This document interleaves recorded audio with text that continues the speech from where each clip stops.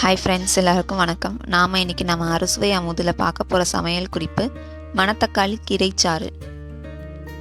மணத்தக்காளி கீரைச்சாறு செய்வதற்கு தேவையான பொருட்கள்: மணத்தக்காளி கீரை 1 கட்டு, சின்ன வெங்காயம், கருவேப்பிலை, கொத்தமல்லி, ஒரு மிக்சி ஜாரில் அரை முடி தேங்காய், 50 கிராம் சின்ன வெங்காயம், ஜீரகம் 1 ஸ்பூன், கசகசா 1 ஸ்பூன், மிளகு 1 ஸ்பூன். இது எல்லாமே போட்டு நல்லா மையாக அரைச்சி வச்சுக்கோங்க. குக்கரில் 2 பவுல் அளவுக்கு அரிசி ஊற வச்ச தண்ணி எடுத்துக்கோங்க. அதில் சின்ன வெங்காயம், கருவேப்பிலை, கொத்தமல்லி சேர்த்துக்கோங்க. மணத்தக்காளி கீரையில் இருக்கிற இலைகள், பூ அண்ட் தக்காளி 3மே நான் இன்னைக்கு எடுத்திருக்கேன். கீரையை நல்லா 3 வாட்டி க்ளீன் பண்ணி எடுத்துக்கோங்க.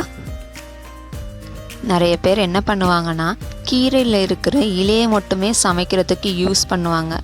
அதில் இருக்கிற தக்காளியையும் பூவையும் வீணாக்கிடுவாங்க, ஏன்னா அது கசப்பாக இருக்குன்னு.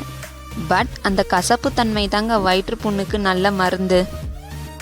இந்த டிஷ்ஷுக்கு தேவையான அளவு உப்பு 1 ஸ்பூன், பெருங்காயம் 1/2 ஸ்பூன் போட்டு நல்லா மிக்ஸ் பண்ணி விட்டுக்கோங்க.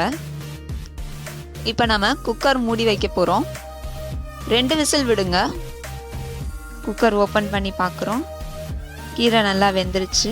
இப்போ நம்ம அரைச்சி வச்சிருக்கிற தேங்காய் பால் சேர்க்க போகிறோம்.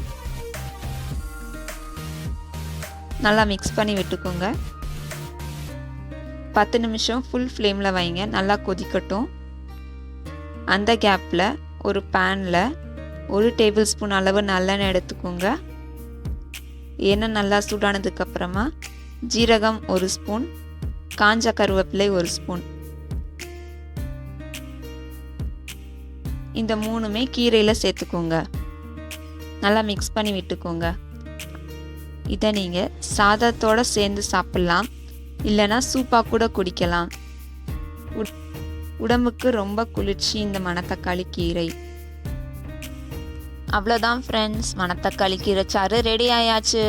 நீங்களும் சமைச்சு பாருங்கள். பிடிச்சா லைக் பண்ணுங்கள், ஷேர் பண்ணுங்கள், சப்ஸ்கிரைப் பண்ணுங்கள். Thank you friends.